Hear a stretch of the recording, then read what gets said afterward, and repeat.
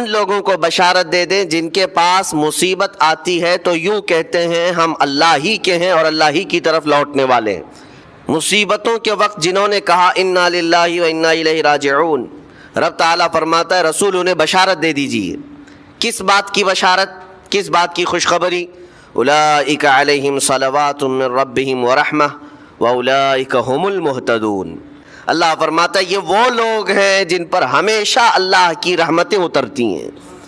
جنہوں نے انا للہ و انا الیہ راجعون کہا، یہ وہ لوگ ہیں جن پر اللہ تبارک و تعالیٰ کی طرف سے ہر وقت رحمتیں اترتی ہیں، اور یہی لوگ ہدایت پائے ہوئے ہیں، یہی لوگ ہدایت والے لوگ ہیں۔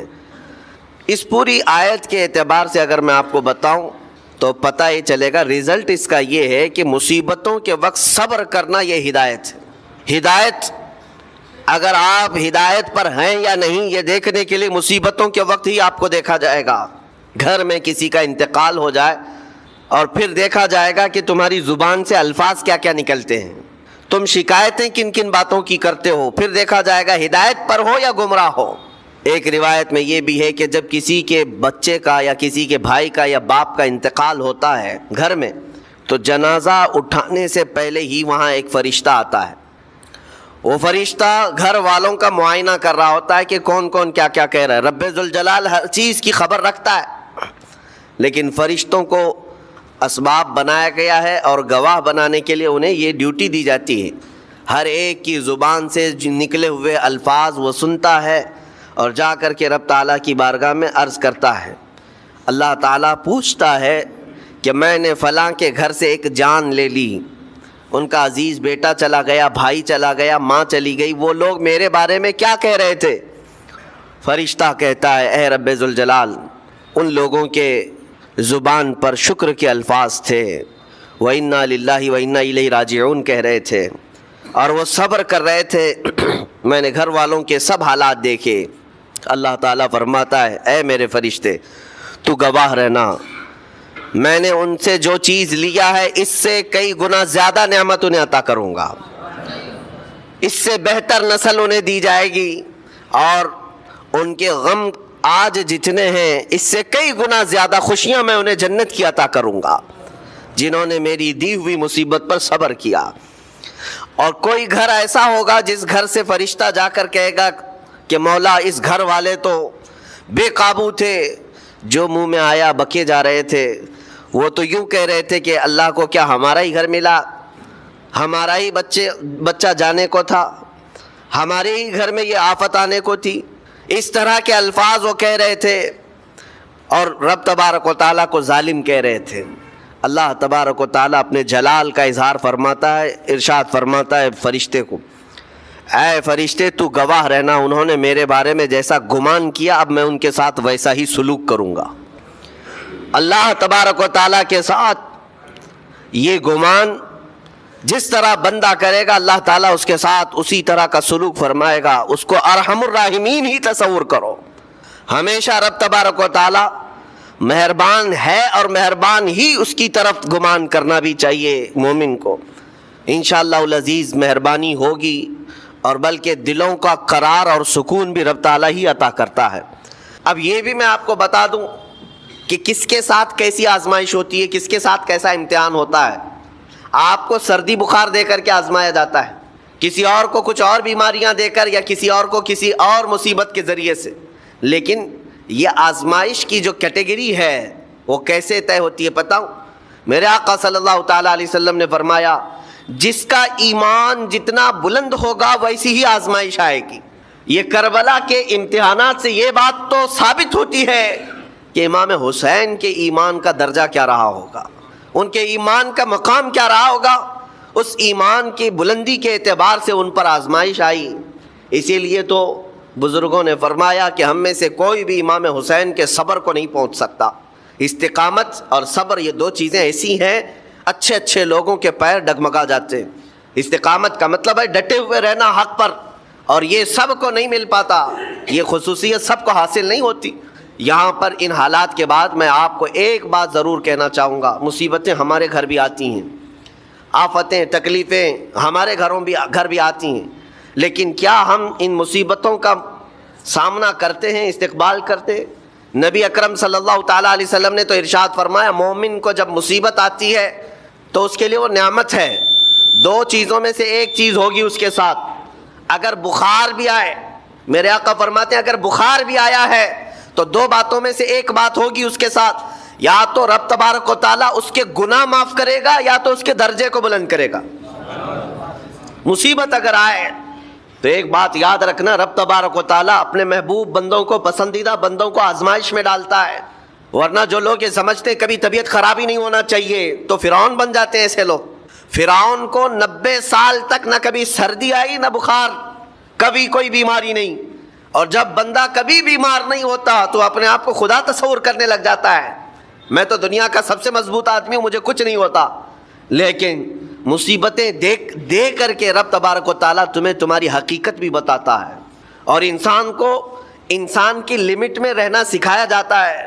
تمہاری حیثیت صرف اتنی ہے کہ اگر نس رک گئی، دل کی دھڑکنیں ایک آن کے لیے اگر رک گئی تو سب ختم ہے۔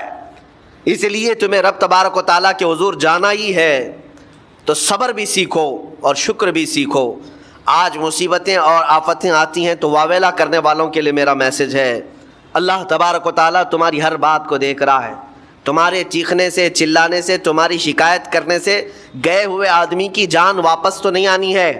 تمہارا عزیز ترین بھائی مر گیا، تم جس سے سب سے زیادہ پیار کرتے تھے وہ بیٹا انتقال کر گیا۔ مجھے بتاؤ، تم 10 لوگوں میں چیخو گے، چلاؤ گے، رب تعالیٰ کے حضور بری بری باتیں بھی کرو گے تو کیا وہ گئی ہوئی جان واپس آ سکتی ہے؟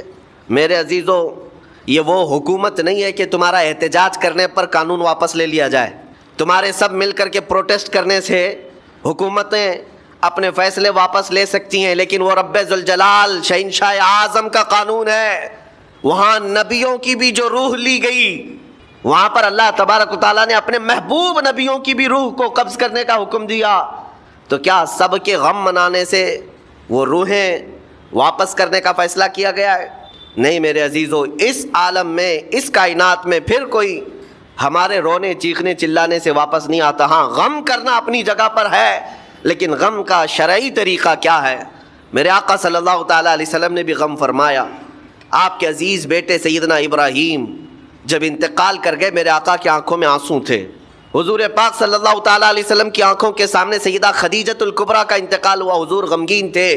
لیکن غم کا مطلب کبھی یہ نہیں ہوتا کہ اللہ کی بارگاہ میں شکایت کریں، تو نے میرے ساتھ ایسا کیوں کیا؟ یعنی تم حکم دو گے، رب تبارک و تعالیٰ کو تم مشورہ دو گے کہ کس کے ساتھ کیا کرنا ہے۔ اس لیے ان مواقع پر ہم سب کی آزمائش ہے، ہمارا امتحان، کہ جو بدلنا چاہے، جو بڑھنا چاہے تو اسے بدل دے گا۔ میں بدلنے کے لیے آگے بڑھ رہا ہوں، مولا اب تو رحمتیں بھیج۔ پھر دیکھو کیسے نہیں بدلتے، اللہ تمہیں توبہ پر دوام عطا کرے گا۔ پھر کبھی بھی قدم پھسلے گا، اللہ تمہارے لیے مدد نازل فرمائے گا۔ زندگی ہے، آخری سانس تک کچھ نہ کچھ خطائیں ہوتی رہتی ہیں، قدم جب بھی پھسلے گا لیکن مولا تمہیں توبہ کی توفیق ضرور عطا کرے گا۔ اسی لیے کوشش پہلے خود کے بڑھنے کی ہو، خود کے بدلنے کی ہو۔ ایک بات یاد رکھیں، ہمارے معاشرے میں اچانک کوئی ہوا نہیں آئے گی جو سب کو پرہیزگار بنا کے چلی جائے گی۔ ہمارے محلے میں کبھی ایسی بارش نہیں ہو جائے گی کہ اس بارش میں جتنے بھیگ جائیں گے سب اللہ کے ولی بن جائیں گے، نہیں، پرٹیکولر ہر ایک کو بدلنے کی کوشش کرنی ہوگی، تبھی انقلاب آتا ہے۔ ایک ایک آدمی بدلنے کی سوچے اور پھر دیکھے انقلاب آتا ہے۔ ریولیوشن یوں ہی آتا ہے، لوگوں کی چینجنگ سے آتا ہے۔ میں آپ کو بتاؤں، بدلنا چاہے تو اللہ تعالیٰ کیسے بدلتا ہے۔ آپ نے سنا ہے بشر حافی کے متعلق، بغداد میں شراب کا کام کرتے تھے، شراب کا کاروبار تھا۔ ایک بار انہوں نے ایک تحریر جس میں بسم اللہ لکھی ہوئی تھی، وہ زمین پر کیچڑ میں گری ہوئی تحریر کو اٹھا کر چوم لیا اور گھر پہ لا کر اوپر رکھ دیا۔ اللہ کو یہ ادا پسند آئی، اور اس کے بعد اس زمانے میں موجود ایک بزرگ کے خواب میں میرے آقا صلی اللہ علیہ وسلم تشریف لائے اور کہا جاؤ بشر کو اللہ کا سلام پہنچاؤ، جبکہ وہ شراب کا اڈا چلاتے تھے۔ تو اس بزرگ نے یہ سوچا کہ میرا یہ وہم ہوگا، 3 دن مسلسل خواب دیکھا، اس کے بعد آ کر کے بشر سے کہا، اے بشر مجھے نہیں معلوم، لیکن مسلسل 3 راتوں سے میں خواب میں رسول اللہ کو دیکھ رہا ہوں، اللہ کی طرف سے تجھے سلام پہنچانے کا حکم فرما رہے ہیں۔ تھے تو مسلمان لیکن بھٹکے ہوئے، راستہ چینج تھا۔ اسی وقت اپنے شراب خانے سے باہر نکلے، چیخ مار کر کی عرض کرنے لگے، مولا تو یقیناً رحیم و کریم ہے، ستار ہے۔ ایک بسم اللہ کے ٹکڑے کی میں نے عظمت کی اور تو رب العالمین مجھے سلام بھیجتا ہے، لیکن اتنا ہی نہیں کہ ایک سلام آیا اور پھر اس کے بعد اپنا دھندا چلتا رہا۔ بشر حافی نے عزم کر لیا تھا، ارادہ کر لیا تھا کہ پلٹ کر کے میں اپنے اڈے کو دیکھوں گا نہیں۔ وہاں سے جو نکلے ننگے پیر نکلے اور زندگی بھر ننگے پیر ہی چلتے رہے، پھر چپل پہنے ہی نہیں، کیونکہ چپل چھوڑ کر کے باہر آئے تھے اس بزرگ سے ملنے کے لیے، اسی حالت میں نکل آئے۔ تو جب کسی کا پکا ارادہ ہوتا ہے تو اب اللہ تعالیٰ نے ان کے لیے ایسے دروازے کھولے، اللہ اکبر، وہ بغداد کے قطبوں میں شمار ہوئے ہیں، قطب الاقطاب تھے، اللہ کے ولیوں میں تھے۔ اور حد تو یہ ہے کہ ایک بزرگ نے دیکھا بغداد میں ایک کتے نے راستے پر پیشاب کیا ہے، پخانہ کیا شہر کے راستے پہ۔ اس بزرگ نے فرمایا جاؤ دیکھو آج بشر حافی کا انتقال ہو گیا ہوگا۔ تو لوگ جا کر کے معلوم کیے تو صحیح میں اسی دن حضرت بشر حافی کا انتقال ہوا تھا۔ اس بزرگ سے پوچھا کہ آپ کو کیسے خبر ہوئی؟ کہا کہ جب تک بشر حافی زندہ تھے پورے بغداد کے کسی راستے پر کوئی جانور پیشاب و پخانہ نہیں کرتا تھا، اس لیے کہ وہ ننگے پیر چلا کرتے تھے۔ اللہ نے ہر راستے کو ان کے لیے پاک کر رکھا تھا۔ یہ ہے رحمت الہی، جب بدلنا چاہے بندہ مولا اس کے پیروں کو بھی چلنے کے لیے پاک راستے عطا کرتا ہے۔ میرے عزیزو، اسی لیے اعلیٰ حضرت نے ترجمہ بھی کیا اہدنا الصراط المستقیم کا، کیا اللہ تو سیدھا راستہ دکھا نہیں چلا، کیونکہ اب میں چلنے کی کوشش کر رہا ہوں، میں آ گیا ہوں، نماز میں آیا ہوں، یہ سیدھا راستہ ہی تو ہے، لیکن اب آگے اے مولا تو چلا۔ جس کی بھی یہ دعا قبول ہوئی مولا کریم اس کو آخری سانس تک ہدایت پر رکھے گا، چلائے گا۔ لیکن میرے عزیزو، بنیاد یہی ہے، قرآن کی یہ آیت ہمیں بتاتی ہے تمہاری طرف سے شروعات ہو، پھر اللہ کریم کی طرف سے رحمتیں کھل جائیں گی۔ گھر میں بیٹھ کر کے صرف لوگ جو آسان نسخے چاہتے ہیں، واٹس ایپ میں دیکھو ابھی وظیفے بھرے ہوئے ہوں گے، ہر جگہ سے انسٹا میں واٹس ایپ میں اتنے وظیفے آتے ہیں جو اللہ کے ولی بنا دیں گے 2 گھنٹے کے اندر۔ یہ پڑھنے سے وہ ہو جائے گا، وہ پڑھنے سے یہ ہو جائے گا، دوسروں کا مال کھاتے رہو اور وظیفے کرتے رہو، لوگوں کو ٹوپی ڈالتے رہو اور یہاں 100 وظیفے پڑھتے رہو۔ ان وظیفوں کا اثر نہیں ہوگا، تمہارے اندر سے تبدیلی ہو۔ حرام کھا کر کے تم 1000 بار بھی پڑھتے رہو تو تمہاری زبان سے کوئی جملہ آسمان تک نہیں جائے گا۔ تمہیں ان تمام چیزوں کو چھوڑ کر کے پھر دیکھو، آپ کو پتہ ہے محبوب الہی رحمۃ اللہ علیہ کے پاس ایک شخص آیا، کہا میری بیٹی کی شادی ہونی ہے، کچھ دے دیجئے۔ انہوں نے کہا جا باہر کچھ ڈھیلے پڑے ہوں تو لے آؤ۔ وہ 3 ڈھیلے لے آیا، آپ نے کچھ پڑھ کر کے دم کیا، لے جا اس کو۔ اس نے دیکھا ڈھیلے دیے، لیکن باہر آ کر دیکھا تو وہ سونے کے تھے۔ اس کو لے جا کر کے اس نے اپنی بیٹیوں کی شادی کی، کافی قیمت والے تھے اس وقت سونے کے ڈھیلے، لیکن محبوب الہی نے 3 بار قل هو اللہ احد ہی پڑھا تھا، بس صرف 3 بار قل هو اللہ احد کا سورہ پڑھ کر کے دم کر کے دے دیا تھا، لے گا جاؤ۔ اب اس نے بیٹیوں کی شادی تو کی، لیکن نسخہ تو ہاتھ میں آ گیا تھا نا، گھر میں بہت سارے ڈھیلے جمع کر لیا، بہت سارے پتھر اور اینٹ بھی لا کر کے بیٹھا اور رات میں قل هو اللہ احد پڑھنے لگ گیا۔ 3 بار تو چھوڑو، 100 بار ہو گئے، آنکھ کھول کر کے دیکھتا تھا وہ ڈھیلا ڈھیلا ہی تھا، بدلتا ہی نہیں تھا۔ 1000 بار ہو گیا سورہ اخلاص، 1000 بار کے بعد بھی وہ ڈھیلے ویسی رہے۔ وہ دوسرے دن اٹھ کر کے آیا، سوچا کہ پتہ نہیں اور کیا پڑھے تھے، پوچھا محبوب الہی سے کہ آپ کیا پڑھ کر کے مجھے دیے تھے؟ کہا 3 بار قل هو اللہ احد کا سورہ پڑھ کے دیا تھا۔